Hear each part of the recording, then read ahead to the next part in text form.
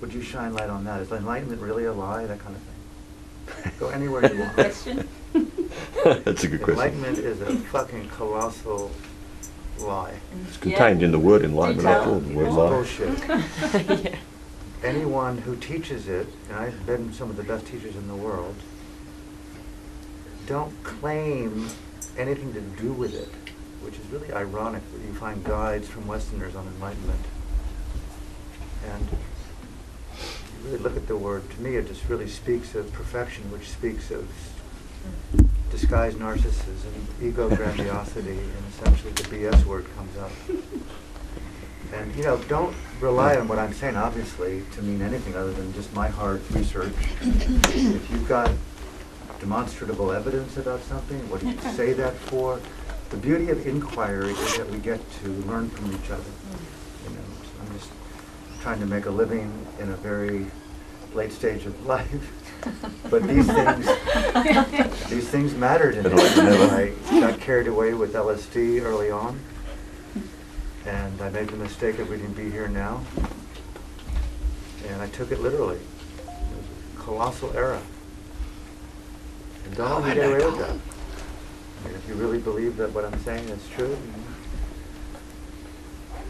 know. So. Are we close to 3:05 yet? It's only 3:01. Okay, wait 4 more minutes, please.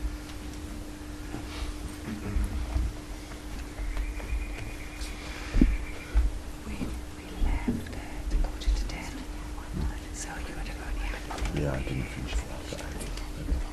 Let's go. So we will begin and let people just come when they will. Please make yourself at home in Paul's Yurt, Temple Byron here in Byron Bay. I think most of you know me. You probably want to know less and less of me after the other night. I hope you survived. I'm really honored that you came out. Did anyone not come to my show the other night at the theater? We didn't.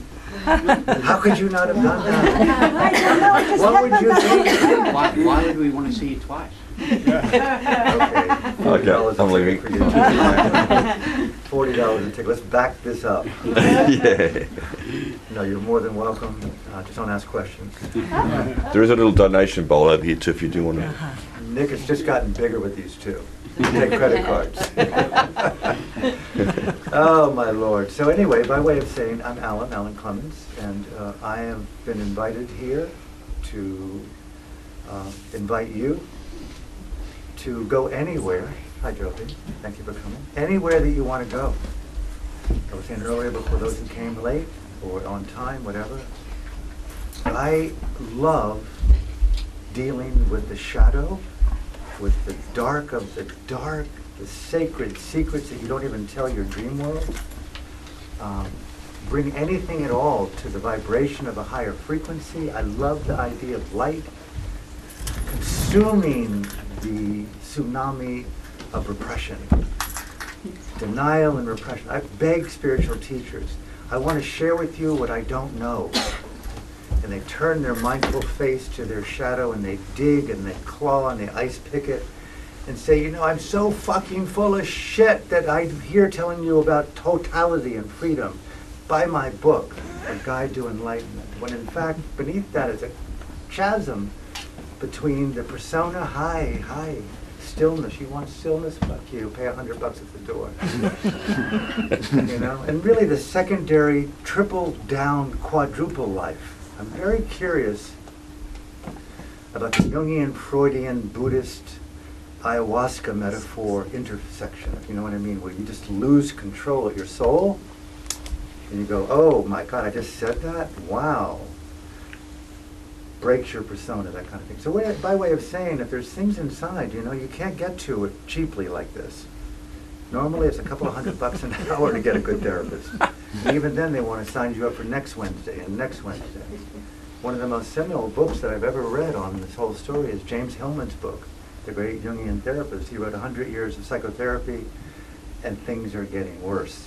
You know, we've had 2,600 years of Buddhism in the world, and we're just on the edge of extinction. And it didn't happen on our watch. You know what I'm saying?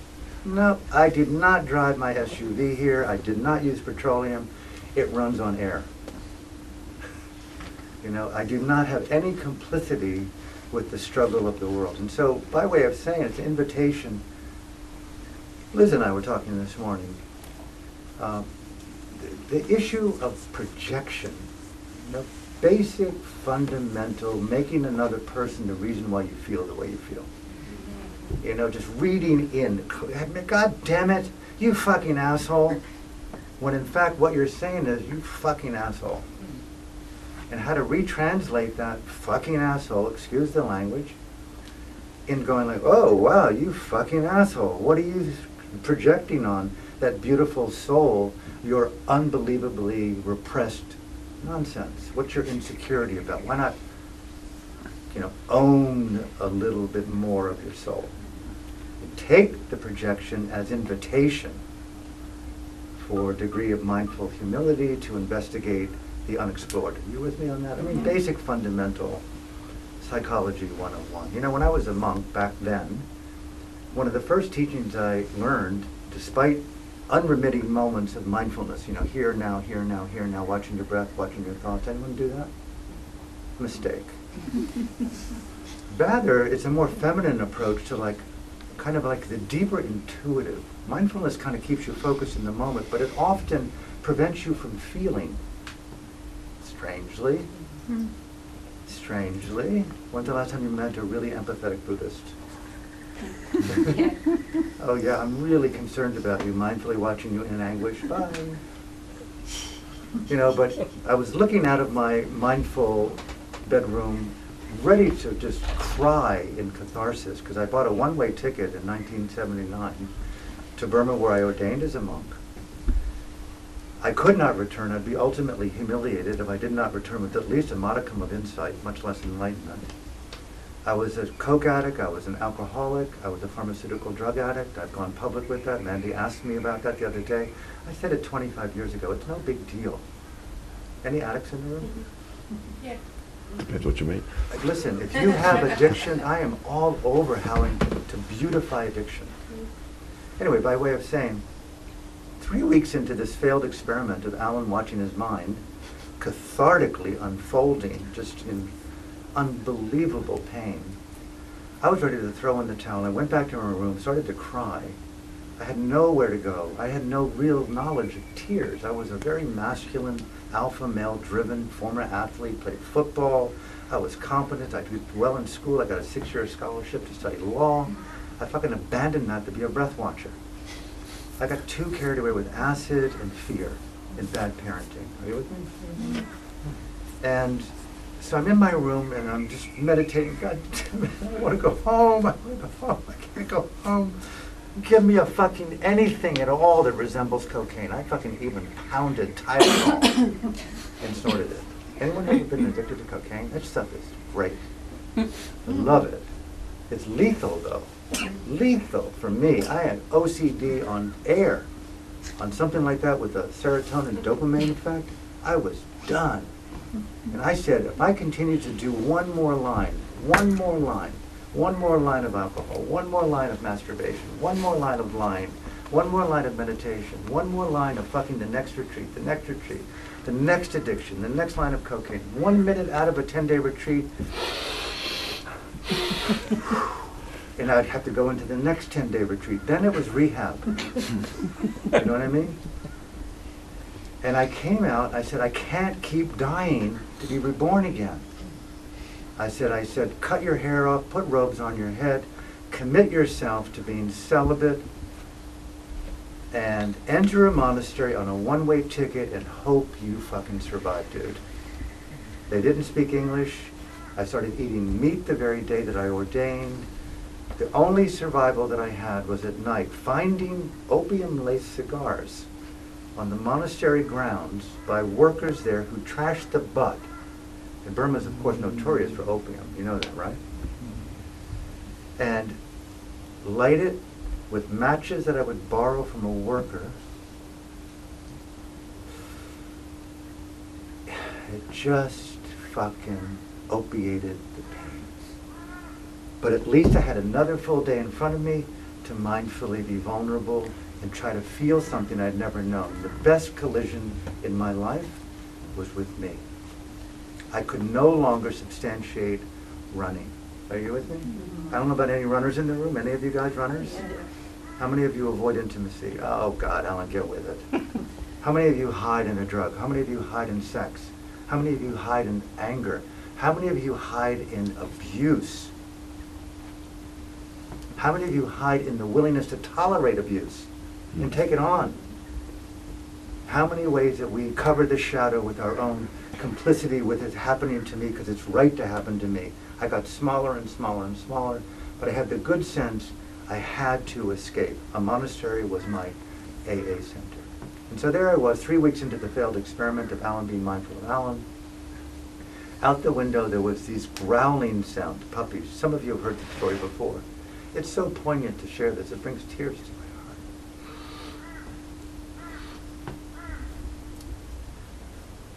heart. You never really get over addiction. It's so hard to overcome addictions. I don't know about you, but I've worked really, really hard to cut through pharmaceutical drugs, to cocaine, sex, denial, fear. So I'm listening to these dogs cry outside, growling. I'm just pissed off. Even in the sanctity of my most vulnerable moment, I have no fucking peace on earth. I raced out of my room, around the corner with my flashlight, and there was this incredibly beautiful, vulnerable mother dog with 4 or 5 puppies sucking her fucking nipple. And I'm going like, I'm looking and their eyes aren't even open. Can you see their eyes aren't even open, Alan? They haven't even seen one goddamn thing in the world. And all of them are growling, intrinsically living in the primordial accumulation of their own anger, their own greed, their own fear. And all I could see was Alan with his eyes closed, sucking a nipple he didn't have. Are you with me? That was so much more insightful than Alan being mindful of his thoughts. That's all I'm pointing to of being spiritually incorrect. It happens differently than we think. At least it has for me. From that, I went to my teacher and I said, Venerable Sir, I've got an insight. He said, what might it be, illustrious monk? I said, I was sitting in my room and I was thinking, being mindful. I went outside and I saw these dogs sucking this nipple, and I could only see myself in that experience. He says, what you saw in your mind was projection. It was said to me in Buddhist Pali language. It wasn't said in English as projection. You saw into it what you wanted. You ever looked into your own mind and saw into it what you wanted? Your own narrative is my language. You saw a fundamental projection. You must see through that projection to what is the state of mind present. Fear. I never in my life knew the distinction between the narrative, the projection, and the state. Are you with me? That was like the emergence for me of Buddhist psychology, state study, not narrative fusion. Are you with me? Very basic psychology. It was like, oh my God. And in the great Buddhist text called the Visuddhimagga, it opens with, oh monks and nuns, how do you untangle the tangle? It's all about entering projection with mindful feeling, feminine feeling present, where you feel the fusion. I'm looking out at this gentleman with a dedicated to the craft. I'm reading into him what I want him to be, to make it very blunt. It has nothing to do with this dude. You with me? Very basic. But I'm convinced the way he's sitting and looking at me, it is true. It is true. And we look at the Buddha, we look at Gangaji, we look at God, we look at Papaji, we look at people, we look at black people, we look at indigenous people, and we so fundamentally read and script into them things that we want them to be and not be. And we define our reality, sorry to say it, by what we like and dislike. But we very rarely see the state and own that state and trace back the radiance to one's own consciousness. Are you with me? Fundamental meditation in action. That was my first great insight. And he said to me, we had this famous story in Burma of a woman, very wealthy woman who had never seen the ocean. Imagine that. She lived in Mandalay. She decided to go to the coast, to the Bay of Bengal. She was mesmerized by the different colors. We lost the password here. We're mesmerized by the different colors of the bay. You've got the camera? Okay. We're mesmerized by the different colors of the bay, and pirates there were very keen on selling this woman who was naive colored water. They took her out in the boat, and they had black little brown bottles, and they sold her all the different colors. And she took them to Mandalay and said, "I'm going to sell these incredible colored waters to you." And she poured them out. They were all clear. My monk teacher, Venerable Mahasi Sayadaw, said, the same with consciousness. Many people only see the color, never see consciousness. Trace back the color to its source, the co-arising of color and consciousness. One of the colors is projection. But within that projection, it sits upon the fabric of clarity, consciousness itself. And then you begin to evolve a positive reality clarity that comes out of the trance of fusion, the trance of fusion. Are you with me? I'll close with one thing, we can open up to questions. A story I didn't tell the other evening, which I find very fascinating, it's called the Dr. Fox effect. Anyone know that story? In a nutshell, it's a very interesting, long, 20-minute story, but in short, Dr. Fox, back in the 70s, I think in the 80s, was a well-known sitcom actor in America. He played in a popular sitcom. And he was hired by some Stanford research professors to do a test on the vulnerability and the susceptibility for people to believe in things that don't exist. And so what they did is that they had Dr. Fox, a made-up name, learn to say things in doublespeak, in languages that made no sense whatsoever. And he gave a talk to 55 psychiatrists, psychologists, and PhD students in psychology that were selected on their intelligence and psychological depth. He gave a talk on game theory and psychological development among people who work in corporate offices. And he spoke for 20 minutes, and he was highly trained in manipulative body language, and in charm, and in humor, and poise, and tone, and eloquence, and poetry, but he was absolutely committed. It made no sense. And for 20 minutes he gave a talk to these 55 psychiatrists, PhD students, and psychologists, and at the end they had a written research examination evaluating the intelligence of Dr. Fox. You know what happened? They gave him blow-away reviews, unthinkably clear, brilliant. Even one of the psychiatrists said, "I want to go back and get another PhD in this man's study." It made no sense. They were blown out by this. They repeated it, and the same thing happened. But even greater reviews than at the first particular research. Thus the Dr. Fox effect. Now imagine you, all of us, how easy it would be to be hypnotized into an intuitive place of inner strength and power and clarity.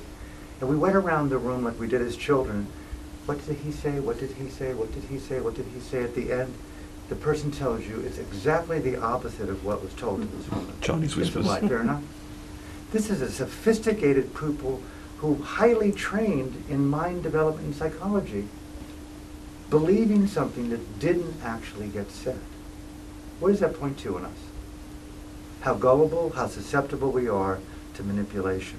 What is going on there? We read things into things that don't exist. The fundamental study for teachers today that I see is to alert people, clients, friends, students, anyone who's susceptible to the poetry of power. Okay, you get people in the front of the room, they walk in, they throw rose petals in front of the girl, they sit in silence, they wear white, they change their name to a G, Alan G, Alan Bullshit G. But they studied in India under such a G, and such a G gave anointment to such a G, and all of a sudden such a G has got his hand in my Krachaji. And Krachaji is Dharma. It's essentially necessary for me to feel revulsion by this crotchety asshole, but I love him and I bow to him and give him all my money to study and become a coach in crotchety bullshittery. And all of a sudden a lineage is developed of bullshittism. And most of the people that come to the Shire are living in bullshittism. Sorry to be the bearer of bad news. Someone's got to do the dirty work. You're the victims. I'm the hero. Pay up at the door. Fuck you. I mean, isn't that a more clear message than seduction, manipulation, and me not having the fucking decency to point out one state of mind? Projection. Own your fucking mind. No one can free another fucking being. Get over it, Shire. Work out your own salvation, just like Monty Python did in front of like Brian. No, don't follow me. No one can work it out for you. Show us how, Messiah. No, you got it all wrong. Nobody can tell you how to do it. What is it going to take for us to learn the tools to understand states of consciousness? Buddhist meditation and SOCs are the same. The study of states of consciousness. If you're keen on looking at what I've distilled after 50 fucking years of acid, MDMA, DMT, sexuality, ayahuasca, swimming, dolphins, gods, UFOs, and all kinds of other interesting things, we've got a retreat up in Yukon for 7 days where we do nothing but study states of fucking consciousness. You want to become literate in states of consciousness? Come to that retreat. We've got 18 people coming. You need help financially? I will fucking personally help you. You have no money, you'll be there no matter what. Okay? But if you're into studying states of consciousness, retrieving the halo effect of thinking that he or she has got answers, or that you even simply associate with that, we want to make sure that you maintain your autonomy. So projection and autonomy are crucial so that true intimacy can arise in our lives with our friends and our family. And I'll close with this. The study of political prisoners have shown me worldwide. They can take everything away from us, but don't let them own your mind. I feel that that particular teaching needs to be sent as a wild, elegant, light-inducing ripple across the spectrum of consciousness on this planet, that all human beings across cultures and language do not let anyone own your mind. And let this little dopamine-inducing pump called our smartphone not keep us so fucking addicted to swiping and yesing and sharing and liking and all of a sudden calling ourselves free. Really study the role of how we are programming ourselves and being kept in servitude beyond our control. So I'll close with that. Own your mind. Harriet Tubman, many of you know her, the great American underground conductress, a black woman in the 50s, enslaved. One more minute and I'll open it up to questions. She took black brothers and sisters from the slavery in our country in plantations, broke the chains around their arms and legs, and brought them 1,000 miles to Canada where they were free. Imagine every one of us in this room today. I mean, look around. We're a tribe, we're family. We've got animals and trees and iguanas, all kinds of, we're in an ecosystem of life here. But what do we have that's our common principle? You take away the oxygen in this yurt, we're dead. Someone lights a cigarette in here, she's vilified. Someone takes out the gun in here, we're terrified. There's a gun at our head. It's called petroleum burning. A person everywhere today has got a gun in our head, a gun at the future. And it's not just that. But what my point is we have a chance here to turn this thing around radically. And she told people, come to freedom. And most of the people, she said, before I died, I wanted 1,000 more of my brothers and sisters to be free. But you know what they told me? I'm not a slave. Now just take a look at your arms, Alan. You've got chains around your arms and chains around your leg. And I'm free. We don't see these invisible chains today. Okay? We don't have them. I don't know about you, but I feel entrapped, enslaved in the economic slavery of this economy. I feel that I am constantly running to possibly pay a bill that will never ultimately be paid. I'm believing in poverty. I'm believing in the struggle, and it's a struggle today. I sometimes have a radical sense of where do I find hope in a world potentially when, if there was someone Paul mentioned today, what if someone came today and there was a tsunami coming? You've got an hour to get to Mullum. We have an escape. But he said to me, what if someone yelled in a helicopter above you? You've got extinction 5 years from now. There is no escape. Well, a lot of smart people are saying that. What are we not seeing, Alan, on our arms and our legs? Where are we enslaved, and where are we perpetuating servitude? Another question. So I leave these provocations, if you will. Don't take them personally, but let's take them to heart. If there's things that you want to talk about from the evening the other night, about this event, anything in your life that's personal, I would like to say that I do satsang, but it's anti-satsang. I wish I'd like to say I have a chair up here that you could dialogue with me, but you've got a chair right where you are. I may not have the answers, but you've got my purest sense of commitment to directness, and let's go from there if you have things that you want to talk about. Your turn. Anything. So is there such a thing as enlightenment? I haven't seen it, I haven't found it, and quite frankly, what is your name? Pratima.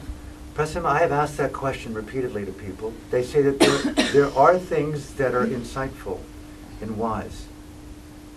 You know, I had a teacher that I once asked that question. He said, squeeze your hand tight, Alan. You can do it if you want. And I squeezed it. He said, now just keep it squeezed and squeeze it tighter and tighter. And he said, now let go. And it doesn't just open. He said, no, I didn't say open it. I said, let go. And tell me what it feels like. And I go, oh, wow, that's intense. It's constricted. It's heat. What would you prefer, to squeeze or to allow? And I had my answer about what is enlightenment. He said it's a process. Enlightenment is a wrong word for process. Yeah, I'll go along with that. Yeah. We watched the other night the video of Yogananda, and just seeing the pictures of his eyes, even in this video film, you could see and feel that incredible state of being that he was in. That was probably a process that perhaps came and went, but nevertheless there were moments there, as I saw also in Papaji's eyes many times, where there is no one there and there's no doubt. Let me ask you this. And then there's no Let me process. ask you, why is no one there a big deal? Like, I like being here. I've worked hard at being here. I like that you're there. I like that you came out. I like that you're going home. What do you mean? I don't mean to confront you or challenge you, but why is not anyone there so fucking valuable? Well, because we Is spend it- such a lot of time in our mind in anguish. Mind seems to equal after some time. If you follow any process of mind long enough, you end up in shit. So in that no mind, let's say then, Okay, well, is peace for a hang moment. with me, baby. Hang with me. The more that I hang out in spiritual development, the more anguished I've gotten. The more authentic I am, the more free I feel. I feel just the opposite. I feel delivered by the process of allowing. And maybe that's the same as a Papaji moment. For example, just one more point and go right back to you. One of my best friends, I was telling Melissa today, one of my best friends, Thomas Kimball, lived here. We were monks together. He was diagnosed with early onset Alzheimer's at 57. It's an incredible experience because he was a beautifully developed mindful Buddhist meditator. He was a good DJ. He had a show for a short period of time on Bay FM. Must be good. He was a great guy, heartfelt, comedic. How much have we heard, we talked about it so much, how much we've heard that you're not your mind, you're not your thoughts, you're not your body. It became so poignant that I know it's not my mind, but God damn it, I like what I am experiencing in mind. I want to remember my daughter's name. Mm. And for Mhm. him to lose recognition of the most precious experience of his life, memory and present time phenomena, that fusion, it isn't as easy as no one's home, for me. I don't mean to challenge you. I'd like to say there are two kinds of mind. There's like a working mind where you remember your daughter's name and you book your tickets, and then there's a thinking mind that's all the extraneous stuff. We go round and round. Okay, You know. well, okay, I could be a little bit provocative. If you had asked me, what do I think about what you're saying? What do you think about what I'm saying? I'll leave it at that. It sounds like, the way it goes through my ear, and which is completely screwed up most of the time, is that it seems slightly like you're wanting to translate the mystery in a way that makes it coherent. Uh-huh. Yeah, It I like doesn't that. really come across in my tone as like, fuck, I don't know. Yeah. And I'm kind of wanting you, which is really my problem, to reevaluate it all. Maybe you don't know. I hear you, because I'm also kind of, I don't know if I can say, like, through that stage in my life. So Mm. I hear you, I'm just being a little bit devil's advocate. I love that about Yeah. you, David. And thank you for being so honest with me. She's a great woman, this woman. Thank you very much. That's not easy for me to even make that kind of comment. So thank you for being so gracious. Thank you. It's so cliched for a guy to say it. Nick and I can say it because we're guys. Pete can say it, you can say it. This man has already said it, dedicated to the craft. Being vulnerable is not an easy thing. So much of my dharma has been propped up by my denial of mystery and vulnerability. So much of my ardent, militant approach to the Dharma through Buddhism, militant monastic Buddhism, celibate, militant, monastic, mindful Buddhism. I said it the other night, being in the moment is one thing in the Shire. Being in the moment in a monastery, there's 10,000 moments in a minute in a monastery. In the Shire, it's one fucking eternal now. I mean, it really takes a lot of work to be in a moment in a monastery. By way of saying that I constantly was like a windshield wiper. Just, if I give up 1 minute, I'm going to just die in the conditioning of my past. I just couldn't just stop. I couldn't, as Papaji would say, call off the journey. There's a lot of wisdom in that, but when I call it off and really completely relax, sometimes I've been consumed by fear, shame, and addiction. I have to bring a more mindful vigilance and couple today with a really vigilant, positive addiction to counteract any of the proclivities towards negative addiction. If I don't walk every day and do yoga every day and stay strict in my diet, I really honestly fear that I'll return to the Alan of years back. So thank you for being so frank and honest, and thank you for coming out. What about Yuji Krishnamurti? You must have I've met him a few times. liked him. I did like a lot about him, but I'm really, it's so hard. One of the hardest things for me to do in preparation for a show the other night is not to prepare. Yeah. I'm so fucking frightened that I'm going to not be interesting or funny that the whole week is like don't remember this, don't remember this, don't remember that. And then it's all of a sudden at the last minute, okay, you're going to have a big orgasm out there. Just take your prophylactic off and just say it. I heard it was fantastic. That's why I'm here today. Thank you very Few much. people tell me, Thank you. yeah. It's so hard to be vulnerable, is my point. Yeah. And very hard to know where to go in that vulnerability today. Friends mean more than anything. Holding hands, so owning my insecurity. I worked so hard to overcome attachment, only to see that it crept around the left, it crept around the right, it was around the back, it became over my head. Now I'm saying, fuck it, man, I'm so insecure, I can't live without you. I'm just all over being 8 years old. And so there's kind of a return to innocence that's really, really re-enchanted my life today. And who knows where that is on some spectrum of spiritual development. I kind of said, fuck it, So, namaste. Namaste, yeah. Others, questions? I actually wanted to just acknowledge that, firstly, I came to your thing on Friday. Thing. Thanks. And I didn't really resonate with you at all. Oh, I found man, it how could you entertaining. not No. resonate? I found it entertaining, I found it informative, and I found it evocative, and it made me go away and want to learn more.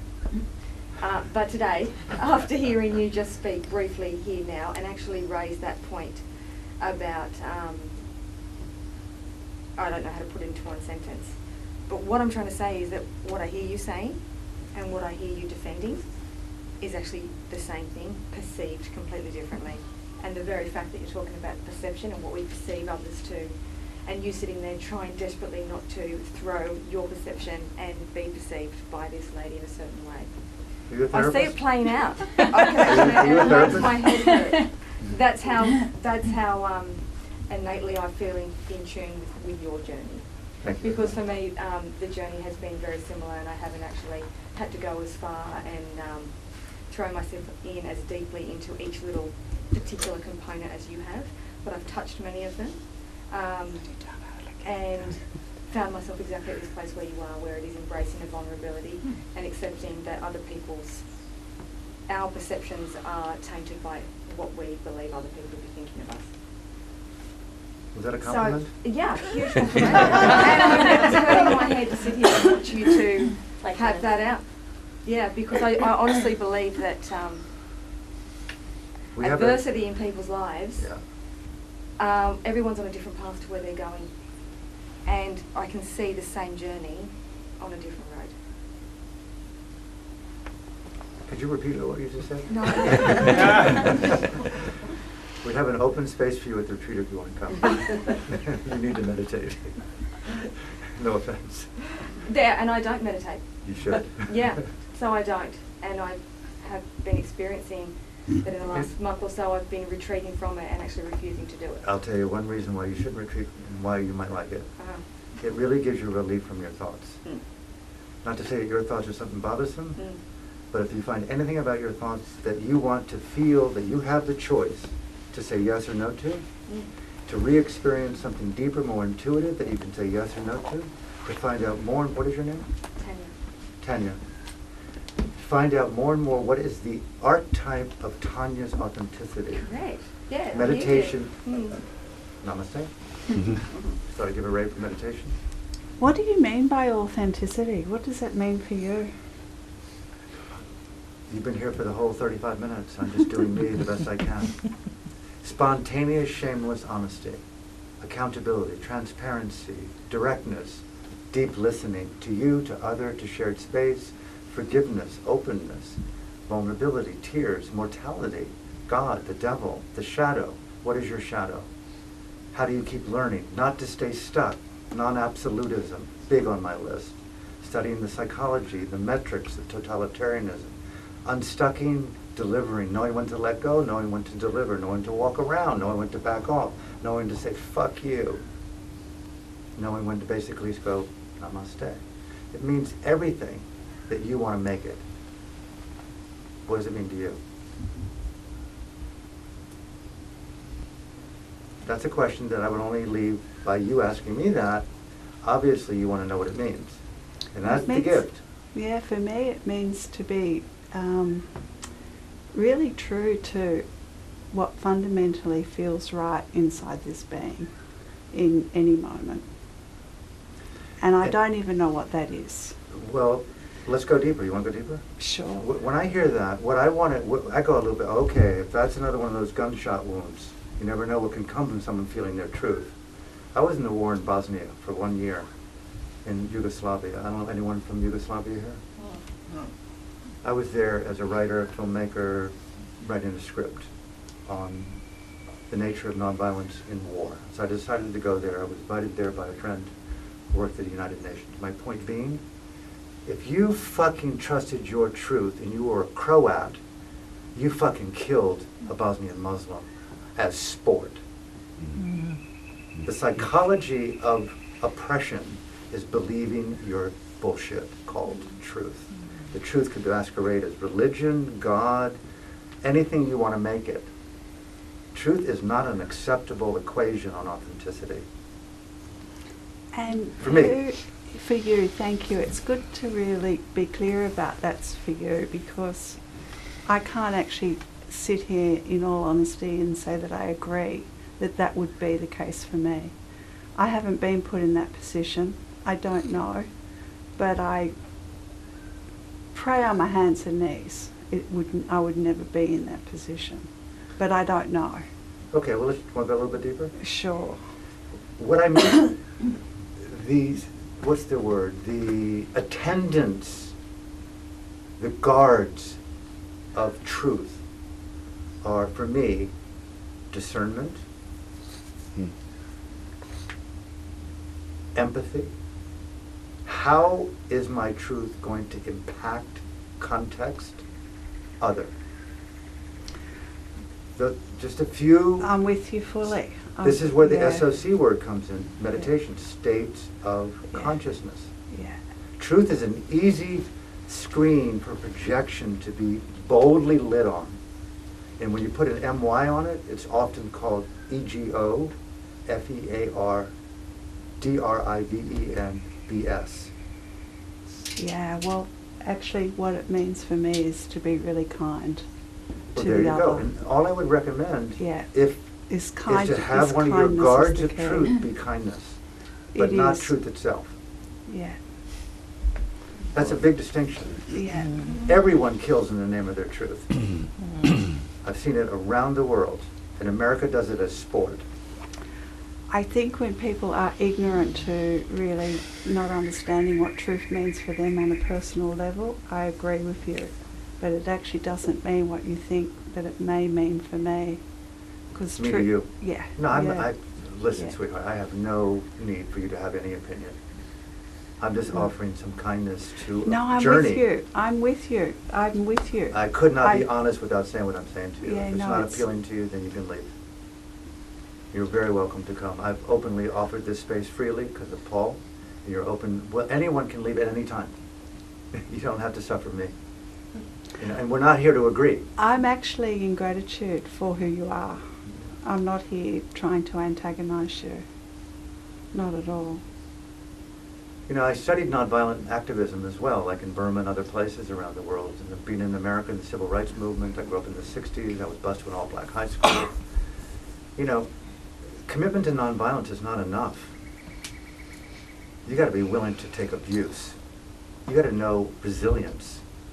The attendant of nonviolence is resilience. And even deeper than resilience is unthinkable patience. Deeper than patience, they tell me, the people who put themselves on the front lines where they could be killed or imprisoned, deeper than patience is an unthinkable conviction that my freedom and your freedom are inseparable. And that I could never be free unless you're free too. And so I'm willing to go to prison, be tortured, and even raped, they have told me, until you see a higher way. And I refuse to vilify you or blame you or to come with you from malice, because I cannot be who I am without you. Ubuntu. You've heard the Ubuntu word in South Africa? One book that you might want to read, anyone in the room may want to read, called No Future Without Forgiveness. It's done by Desmond Tutu. And he describes this, the definitive state of consciousness in South Africa that was the root of apartheid, was the breakdown of the mind state, the SOC of Ubuntu. He defines it as, I cannot be who I am without you. What elevates you when the emotion of Ubuntu is present, elevates me. What denigrates you when the emotion of Ubuntu is present, I feel it as something that denigrates me. It's mutual co-arising, shared presence, contextual integrity, mutual interdependence, in inseparable action. Ubuntu bonds us together as a shared expression of existence. And it makes me care for you as if I am caring for me. It makes you intimately, intrinsically family by state of mind. That to me is a really amazing state of consciousness. The nonviolent activists in Burma said they could not withstand the onslaught of oppression by the dictatorship unless they had, in their own language, they don't use Ubuntu as a word, they have their own Buddhist Pali words, Without Ubuntu, we did not have the capacity to stand in the face of that level of unremitting violence. So, by way of saying, to fortify our interior development with the constituents of nonviolent awakening, the protection of consciousness through the study of the machinations of projection and the protecting qualities, we didn't even speak of this, of independent thinking, discernment, critical thinking, we haven't even spoken about, just the power of keeping the question alive more than the need for an answer. It takes tremendous power for that. How many of us know Elie Wiesel? Elie Wiesel, the Nobel Peace Laureate from Israel, who died some years back, he wrote the book Night, his memoir of being in Auschwitz for 5 years. He's the one, when the American allies came and liberated Auschwitz, they were so taken aback by the horrors of what they witnessed in the camps as they liberated. He said that they said the most despicable words. He goes on and on. These motherfucking German motherfuckers, they were so outraged. He says nothing was more outrageous than that. But he said more important today, the lesson learned is the importance of keeping the question alive. There are no absolute answers, he said. Anyone who comes with you with an absolute, stay away from them. There are no absolute answers. There's only questions. Learn to inhabit the question to safeguard global human rights. It takes us down from the pedestal of unrecognized projection. Always ask the question, am I seeing in you what I see? And couple question with openness, with tolerance, with curiosity, with wonderment, things that women know of. Sorry to get so passionate about it, but I've been in war zones. I'm a non-combatant, but I've seen good people like this man and you. I've seen really sexy, smart PhDs, psychiatrists. I mean, breaking bread, drinking wine, dancing, doing ecstasy. And next month, they've been swept up in the ideology of a lie that makes her wrong to the point where I want to take away your home, your security, your family, your partner, and you too. It was a three-way genocide for 43 months, supported by the world's apathy. It happened on the doorstep of Europe. We may not remember that. We live on this land. If we saw on this land 10 inches of blood-soaked earth from indigenous murder, the white supremacists out of England came here. Our legacy is genocide. Truth in the name of fucking religion. And here we talk in some degree of passivity that it may not happen again. All the while, what Paul brought so wisely to my ear today, hey, it's not a tsunami. You've got 5, maybe 10, maybe 20, 25 years. There will be no Byron Bay. The water will be lapping Mullum Hills. Wake up, you spiritual people. Don't play it so safe. And don't think you could run for the hills today. Find a hope that's larger than death. What will you do with the preciousness of your breath? And in meditation, let me just come down here a second.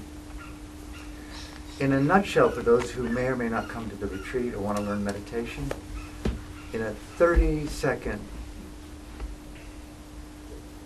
teaching and conclusion of what I learned in 40 years of meditation. You sit, you watch your breath, in breath, out breath, in breath, out breath. 5 years went by, I went to my teacher, I said, I've got an insight, what is it? I'm breathing. Thumbs up, you got it. Go back, watch your breath, in breath, out breath, in breath, out breath, in breath, out breath. What's your insight? 10 years down the road. Sir, I'm alive. 2 thumbs up. Go back and keep watching. In breath, out breath, in breath, out breath. What's your insight? Now that I've got a full breath, get yourself up off your fucking ass and do something with what a full breath affords you to do.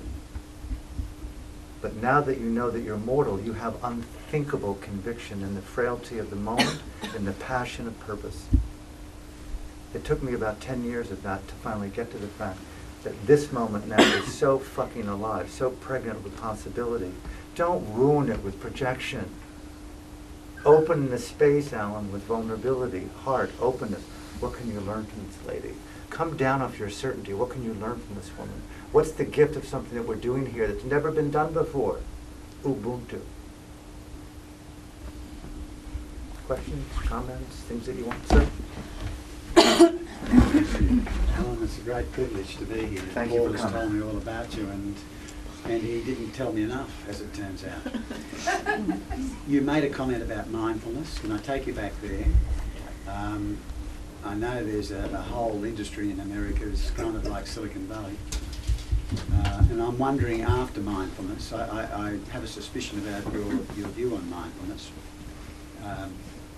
Where is the conversation if you move beyond mindfulness?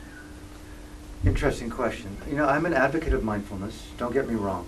As much as I trash meditation, mindfulness, drugs, and money, I wish I had more of all of them. Okay? It's satire. I could not be who I am today without mindfulness. I'd be dead. Dead in the water, dead on the ground, dead in the blood, dead in the shame. Mindfulness is one of the most powerful acts I've seen to intervene, to bring forth the best of me that had been denied, buried in shame, and driven by fear. I'm an advocate of mindfulness, but it is not the answer.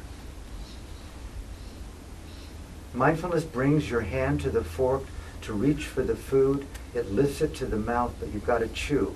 And chewing isn't the end game. It's the nutrient that allows you to animate your perception. Mindfulness allows you to buy good food, to have gratitude for the growers, to choose wisely, to eat the right quantity. But nutrient exceeds mindfulness. But if you have all those conditions in place, you find yourself animated by the quality of nutrient that gives you a chance to be what do you want to be.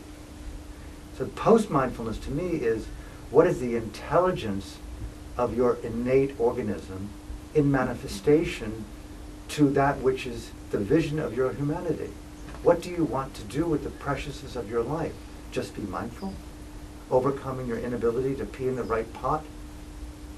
Choose the right food? Overcome the wrong addiction? So there's no replacement for intelligent cohabitation of shared space. I like art, I like dreaming, I like Picasso, I like Michelangelo, I like, Maya Angelou, I like Martin Luther King, I like Rosa Parks, I like ordinary men and women, I like the butterfly I saw this morning, I like the iguanas, I like the fact that I'm alive, I'm animated, I'm perceiving, but what will I do with the preciousness of this moment now? It all comes back, am I using my voice? Do I own my voice? Is it impassioned with the possibility that keeps alive a future? What am I doing to keep alive hope in a world of darkness? What will you do with your mind now that you're mindful of your thoughts? You're choosing your thoughts, Alan. You're choosing thoughts in words like poetry to speak to the core of your being. You're using language and auditory vibration to heighten the vibration. What will you do? What will you say? What will you be? That's the question that's post-mindfulness for me. You can't meditate to get there, but you cannot avoid meditation to get there. It takes pushing down, away. You look into the pond, you see your face, but if you look more carefully, you see into the contents of the water. Mindfulness keeps you very focused on your face until the face is no longer present, and then you can see beyond your projection. And that's the gift of mindfulness, but it's not the end-all. Wisdom, luminosity, higher vibration presence. What will you do with your mind? My friend lost his mind. He was mindful his whole life, sir. But he took his soul with him. He took his heart with him. He took his consciousness with him. What are you imbuing in that soul, in that consciousness, post-mindfulness? What's wisdom to you? What's the nutrient of your soul? Make haste, eat that right psychic food. And share that food. Be a good gardener. Give life to the future of life, Alan. Where are you living such that if the artifact were discovered, if there was a videotape of this room, Did it instill hope in a future generation of animals and trees on another planet, another metaverse?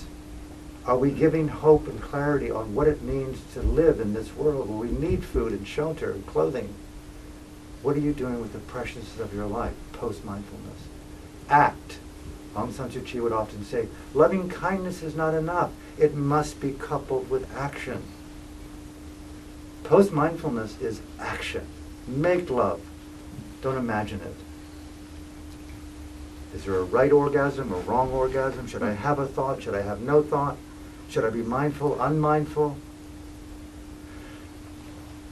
Be true to yourself and couple it with discernment, with wisdom, with empathy, care about the future of life. Study your mind, but deliver on the promise of what turns you on as a man, that at the end of the day, how will you respect and relate to your conscience and your reflection on all of your life? What do you want to feel at that time? Shame, doubt, regret, worry? What have you left undone is a question to be mindful of. What are you not doing that you could do? That's questions I ask myself all the time. Could we ever ask ourselves enough? What are we not doing that we could do? Who do we want to be that we're not being? I mean, it's something to get passionate about, something to lose beyond the conformity of stay calm, stay still. I say get wildly outraged today in the passion of a sixth rhythm, to use the 5 rhythms dance. A sixth rhythm, which is the authenticity of a rhythm unique to you. Lose it on the stage of infinity, but give us a reason to be. Show us that there's a world beyond fear. Maybe you could dream in your mind in such a way that you could release your resources, your hard-earned money and securities to give to philanthropy, to people that you believe in, who are spinning in some basement, some tune that we've never heard before, that's so asymmetrical to any music we've known. It's trans-ayahuascan. It's UFO metaphor. And give life to that alien force as it's an intelligence. We need intelligence today. We're on the brink of planetary suicide. Fucking, it's time to release the genie, man. Let's be unmindful, uncork ourselves, stop playing it safe. That's why I abandoned Buddhism.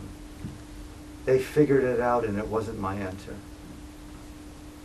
I'm a post-Buddhist now, and ironically, and I close with this, the people in Burma where I studied in Buddhism, they have me back every year to co-lead a retreat there. And I'm vilified by Buddhists worldwide for being so unorthodox. I'm a heretic. Isn't that ironic, Alan? Post-mindfulness is called spiritual intelligence. What is that? Alan, I'm going to ask you another question. The Buddhists are coming to town on the 11th of June to have and Paul has kindly agreed to host them here with the meditation collective.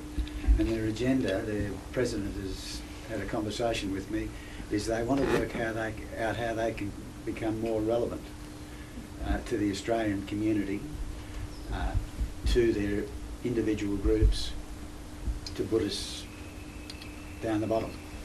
Do you want to give me a quick answer on that? Because I really don't want to hold up this meeting here. Because you've... no, don't answer it. Move on. I'm sorry. I need another line of Coke for that one. Yeah, no, listen, that's cool. I'm joking. No. But it's kind of nice that they realise... Come to the retreat, man. But hang on, it's kind of nice. I'm willing to pay for you to be there even. Just be there. It's kind of nice that they're making the effort, I guess. I'm just wondering whether there's something to be achieved. The best Buddhism is to trash it. Stop labeling yourself by something so confining. Yeah. I'm a Buddhist. Fucking be a human, man. Even my teacher at 96, one of the most leading Buddhist monks in Burma. Alan, stop teaching that shit. Buddha didn't teach Buddhism. He taught how to be a human. What does it mean to be a human? We all breathe. Teach something that's universal. Share something that's you. Come down off the pedestal of inspiring people. Just be true to yourself with honesty, transparency, and openness. But don't be a Buddhist. Thank you. Thank you. And pass that on to that Buddhist group. The best ism is the absence of ism. There's no doubt about it. Let me say, one of the things, the magnet that congeals even the most insecure prick in a war zone is the ism. They know how to fan that fucking ism, man, and make that ism anything that you don't have yet. And you feel from impotent, limp, no amount of psychic Viagra could get you up. You're down, man. But that ism, you are fucking up. And you kill with merciless passion. That ism is poison.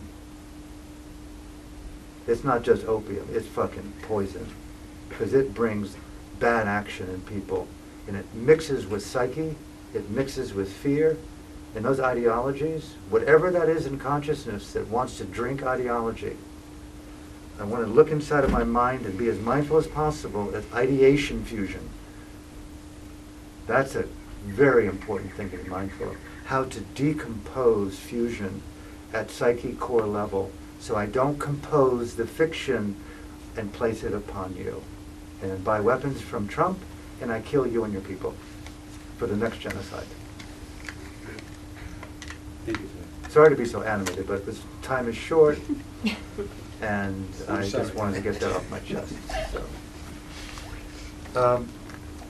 Oh, we got lots of time, man. Yeah. Paul? Alan, you've obviously met a lot of people, had a lot of experience. If you had to name a few of the people in your life that impressed you the most in terms of consciousness, heart energy, totally authentic, wise people that have influenced you in your life, who are they? Thank you. I write down the list. Mahasi Sayadaw, the leading monastic mindfulness teacher in Burma in the modern times, where the worldwide mindfulness movement began back in '47, brought to Burma by, at that point, the Prime Minister U Nu, this young monk from the north. He brought him in, 15 people meditated. Today, 75 years later, 2 million people have come through that one center, and mindfulness around the world pretty much can be traced in modern terms to that one center by that one particular man who brought it from the Buddhist texts out of the monastic setting and brought it to lay people. He was my first teacher, he was my preceptor as a monk. He taught me, Paul, how to face myself and to stop running, Alan. Stop running and making her and him the issue. Stop it. Stop it. Look at yourself in the mirror of your own mind. Stop. Learn to stop. You can keep walking, but call off the projection story. Number one. His number one student, Sayadaw U Pandita, who became my teacher after Mahasi Sayadaw died. You know, I can easily be labeled intense, right? Okay, you want me for another 10, 15 minutes, but you're very happy to go home. Imagine living with me. It's not easy. I have to live with me. I realized early on that I was intense.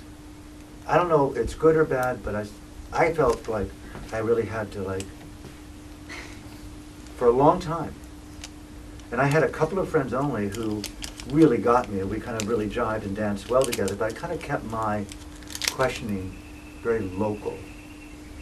But when I became a monk and I became unglued from all these addictions, and eventually I met this monk before I left Burma, Sayadaw U Pandita, he looked at me and said, anything you want to ask me, ask me. Anything at all. I'm not being paraphrasing energetically. And I went, anything? He stayed up till about 3 in the morning. And there was nothing he did not engage in detail with equal passion, equal curiosity. He looked at me and said, is there more to it that you want to look into? Is there more to it that you want to look into? Is it more that you... How many times we've had conversations where you feel that it's always receding on to the next, to the next, to the next topical, the next superficial. There's no real passion for engagement, discernment, dialogue, depth. Fair enough. I don't know about you, but for me, I just wanted to endlessly dive into consciousness. And that lasted until he died 2 years ago. I had a 40-year dialogue with him. I have a book coming out with him next month.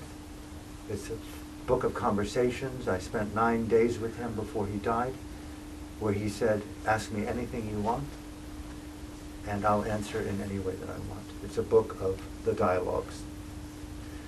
Number 2, I cannot say enough about a man named U Tin U, the former general of Burma's army, the metaphorical son of the dictator who put Aung San Suu Kyi, the Nobel laureate, in prison and also put him in prison.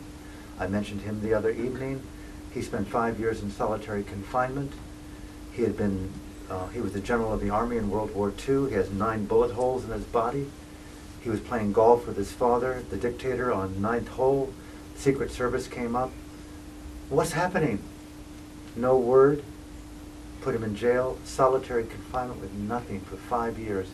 And a jailer slipped in a book by my teacher, Mahasi Sayadaw, on the power of mindfulness. He learned meditation in solitary confinement. He was released after 5 years, given a room next to mine in the monastery. He hadn't really spoken much in 5 years. And he taught me, in this incredible monastic environment where I was making jokes about me being mindful of my mind, not really being aware of the context of life. Alan, do you realize that you live in a terror state? This is a totalitarian nightmare. Burma is the seat of mind manipulation. Every bit of food that's given to you in this monastery is done under duress. Numerous people in this country disappear. The prisons are filled. I had no idea of context. My Dharma was not contextual. U Tin U introduced me to totalitarian psychology and the power of a bigger worldview. Look beyond your own navel, Alan. He introduced me to Aung San Suu Kyi, number 4. All the vilification around her in the world today.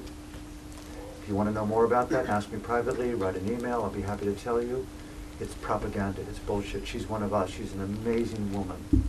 She's a nonviolent activist. I love her to death. I know her her friends. Her teacher was my teacher. She's committed to the right principles in life. She talked about the power of the human voice, the woman's voice. She said, this is a patriarchal society. It's a metastasized militant government. And we're using the power of the voice. All we're asking is what women know intrinsically. Let's talk about it. Stop beating us. Stop vilifying us. It's more secure for your own family. She taught me about the power of love, empathy, and compassion. I'd seen it in action. It was one thing. I had an American passport. I did a book with her for 6 months at her house. She went on to spend another 13 years in prison and detention because she was committed to the power of a feminine-inspired, nonviolent voice. To me, that is cool. Really cool. So those 4 people, amazing. My mom and dad, they both died last year. My mom died a year ago. Alan, look at your hand, she said. I was inspired by her. These hands can touch people. Don't just think about it. Put your hands on people by permission. But if you're with your lover, you're with your friend, just hold hands, make love, touch people. It won't be long before these hands won't move, and they were all gnarled up like this. And look at my knees. I can't walk without a walker, and even then I walk so slowly. When did you go out today? Go outside and walk. And to tell people, not just that you love them, but do things that show that love. Simple teachings, but they're universal. Melissa, I met a few years ago. She's a huge, huge ally of mine. We've grown deep in love. I've never known mindful communication. I've reinvented my intimacy, my sexuality through our relationship. It's an amazing event for me at this stage of my life. I've not known humility. I've not known innocence. I've not known vulnerability. I feel cared for, protected. It's honest, it's open, it's transparent. Nothing that we can't talk about. It's amazing what it means to openly talk about Namaste. There's 5 people right there, and the list could go on and on and on. Paul's goodwill, Liz's goodwill. I'm a guest in their house. We're a guest on this land. They show the power of generosity. There's thousands of examples in my life. I could not be who I am without their gift. And one last person, I fell ill in Burma after my 2nd year. I had dysentery. I had a tumor that had to be removed. It became infected. They wanted to remove my leg. I was intravenous for 9 months. I lost 50 pounds. I was near death. My teacher, Sayadaw U Pandita, brought volunteers into my room, a quarter of the size of this yurt, and they fed me, they bathed me, they lifted me up as a 30-year-old and carried me to the toilet and showered me and cleaned me. You know how vulnerable that is? How many of you have done that? It's super vulnerable. My point here is that I could not have been who I was without their support. I learned very quickly the beauty of shared freedom, Ubuntu. We're walking and we're talking, we're autonomous, we have our own wallets, we have our credit cards, we have our mobility, but it's very few minutes away. Where the clock is a year from now, or 5 years, or 20, or 30 years from now, and we're immobilized, we're in bed, we're on catheters. We cannot be who we are without each other. So human life has taught me that I am not an island, that I am intimately inseparable from you, and I pray I have the courage, the goodwill to show up, to give someone my best, and when called upon, much less delivered through generosity, will I serve this woman when she needs something? Can I be your brother? Can I be your friend? Can I be your ally? Give you shelter? Can I give you clothing? Can I give you hope? Paul, Liz, we're guests on their property. I want to learn the power of giving. Wherever we've seen that in our life, let it be a reflection, Alan, to inspire that very gift to be given back. So the last answer to that, I want to have the heart and courage to look in the eyes of everyone and find something that I can learn from. Fair enough? That's the curiosity, the wonderment. So, thank you for that question. Namaste. Thank you for having us. Take your time. Make yourself easy. Take your time as if we just arrived. We've got until 4:30. And anything at all that you want to talk about, practicalities, questions, take a moment, go in. We have 18 more minutes and we can absolutely take time. You talked about, this is probably a long answer, but you talked about seeing your projections. Setting what? You talked about seeing your reflections. Seeing your reflection, yeah. When you see them, how do you integrate them? What does reflection refer to for you? When I project upon someone else and it's really my stuff, perhaps. So, how do you know that you're projecting, and how do you deal with it once you do know? Yeah. Well, is everything a projection? No. No, there's genuine... There's the wandering mind that projects.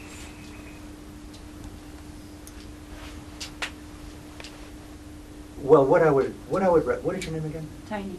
Sonia. Tony. Yeah. Do you have time to come to this retreat?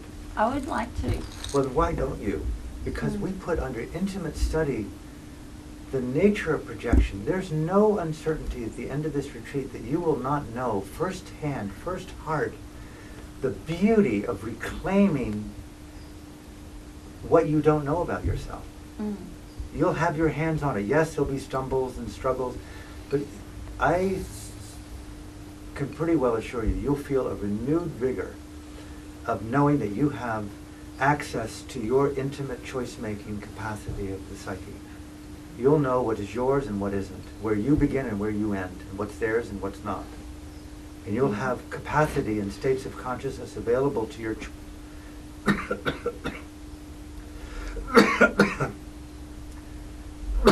to your choice-making possibility.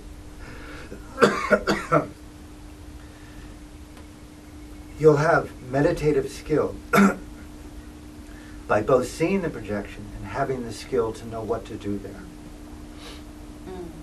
It's more about what to do with it, because you can see it. Okay, then but you you answered can't your always. question. Then what do you do with it now that you see it? I mean, there's many different ways of dealing with it. Okay. And you sound like you sort of contradicted yourself, that you really do have a handle on it. That's what it sounded like to me. Not when it feels out of control. Okay, that's fair enough. So more of an excessive explosion of it, Yeah. how to deal with that. Yeah. All the more reason to be at the retreat. If you need help financially, don't let me, I'm happy to help you. Okay. There's no better way than to put it under intimate, meditative, felt reality. and to develop the tools and to see other people in the group, how they work with it. It's a simple narrative of reflecting back what is true and what isn't.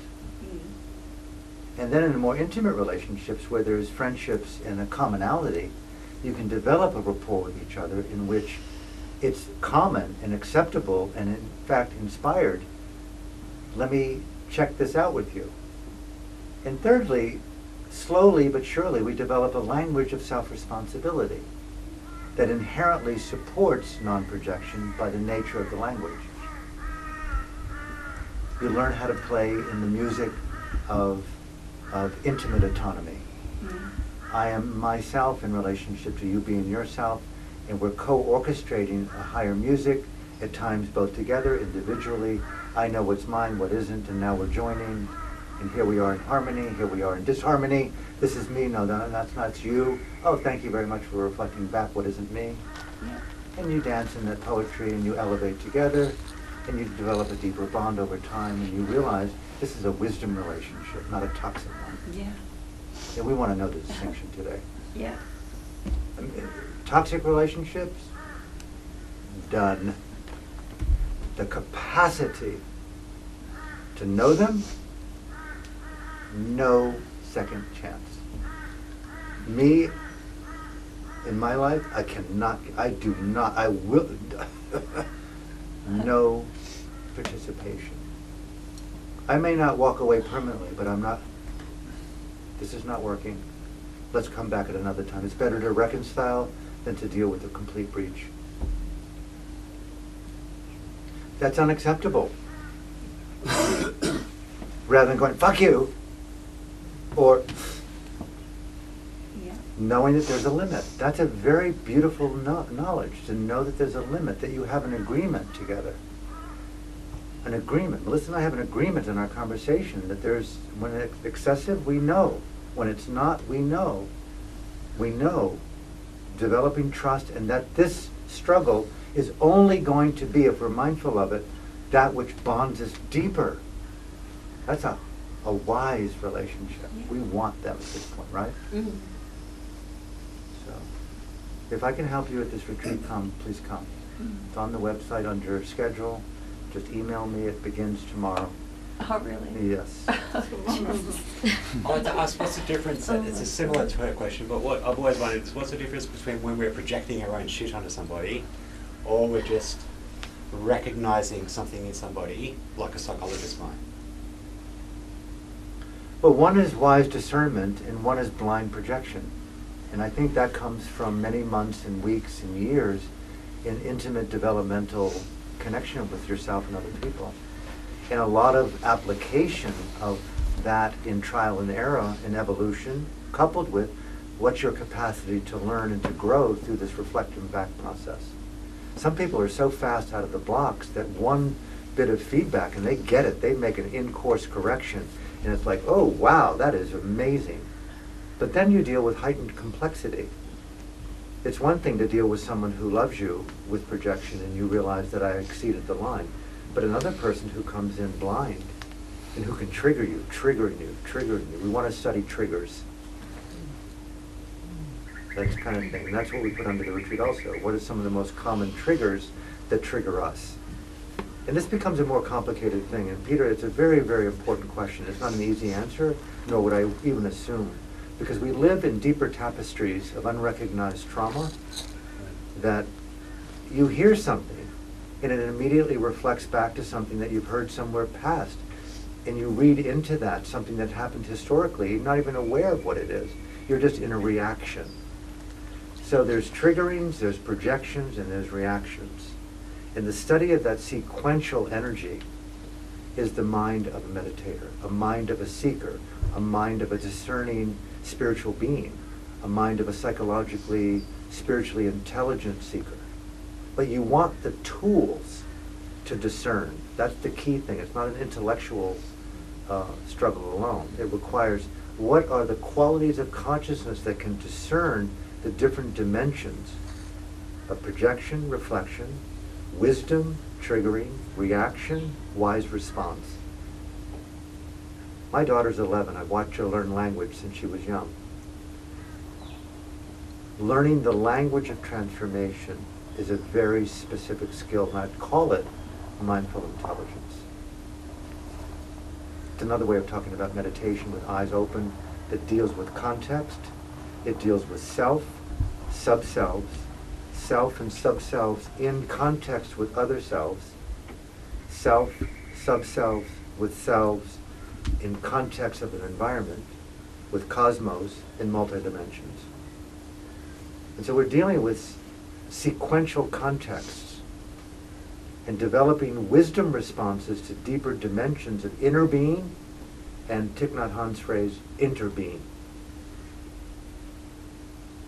And that's the journey that we're on, is how much light and wisdom and vitality can we bring to the tapestry of shared awakening. You know, these are words, but these words point to energy constellations of the psyche. Just as there's perhaps astrological configurations, there's psychical configurations, not just patterns, but configurations of transformational energy. To know the transformational body is the mark of wisdom. That's a discernible language of the soul, of the psyche, and of source. Different systems have different skill sets to address that particular inner template of transformation skills. The ones that I have found most helpful has been Buddhist psychology through experiential application. They have the most language for the most diverse set of states of mind. They may not have the best or skilled teachers, but that information base, coupled with just hard-earned living, primarily in areas of high conflict. When you're in areas of high conflict, refugee camps, war zones, people are living in uber stress. Either they break or they become highly evolved. In that highly evolved state, you hear people share things that you cannot find in safe zones. You know, we go to yoga classes that are yin, mellow, dynamic. War zones are super dynamic states of consciousness. They're both dark and unbelievably luminous. To put those under intimate study, along with prisoners of conscience, what they've encountered, I've got a book coming out of those people, give you the various energy fields of what they call mindful intelligence. It's a discernible language of transformation of psyche, of soul, symbolically, and of source, that which is unexplainable, that we sit in this field of infinite consciousness. And if we cannot transform this, then it's futile. Fair enough? Our systems are trying to point us to how to transform the fear and the aggression and the violence out of psyche, source, and soul. And here we are as good people convulsing in that dance, trying to share a common language and a hope of transformation. That's all. That language exists.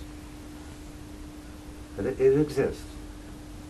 And so just know that you, just as you learn English, just as you've learned diet, we can learn that language. I feel that I can honestly say that I've learned a lot of that language, and I can honestly say today, I'm a better person today as a result of my hard-earned work over the last 20 years. I do not smoke, I do not do drugs, I drink a very small amount of wine. I'm very prone to addiction, as I've said numerous times. I do not do pharmaceutical drugs. I don't do recreational drugs. I meditate endlessly by trying to keep a sensitive eye on myself. Does that make you a better person? I feel better to myself. That's all that matters. In the few people in my life that are tolerating me. Do I call it a spiritual path? No, only because I'm a human path. I don't see myself in any way as better than you, under no circumstances. I see myself as no teacher, no teaching, no method, it's a personal journey. Under no circumstance would I recommend follow me, but I'll share with you how I'm learning. I will share with you how I learn. You can press me all you want on the questions of that process. And where I get folded and where I get frightened, you can ask me, call me out. Alan, you're safe enough to share your shadow here. I'll share with you how I meditate, but I will not teach you how to meditate. I have no capacity to do that. I could never teach someone how to make love. I can share with you how I'm going through that process. And the language of transformation, though, is discernible. You know, when I stopped smoking cigarettes 20-some years ago, it took me 6 months in Paris to sit in a chair rather than smoking any time, at any place, anywhere, under any circumstance, which is really, a good smoker can do that. They're your best friend. I said, I've got to reel myself in. I only decided to smoke in one chair, and nothing else would go on except I did it meditatively.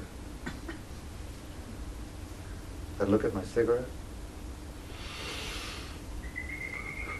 Addictions is just the inability to control the urge to do repetitive action for me at a diminishing return. I really wrote well smoking, talking well, but to just simply be mindful and smoke, looking at the cigarette, reaching for it, holding it in my hand, watching the impulse to light it, just patience, patience, patience, watching compulsion, craving, I never watched craving.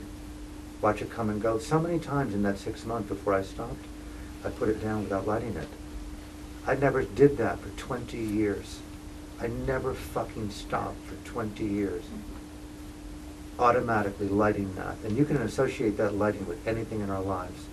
From language to abuse, to intolerance, to judgment, to homophobia, to racism, to toxic discrimination, to bigotry, to language choices, fuck you, fuck you, fuck you, the next line. I stopped craving there. And how many times I cried that I wanted it, and how many times I cried that I put it down. And I began to feel something in myself called transformational wisdom. This is after years of monasticism. But this was a real shadow for me. Because it wasn't just cigarettes. This, to me, gave me the capacity to not know how lonely I was.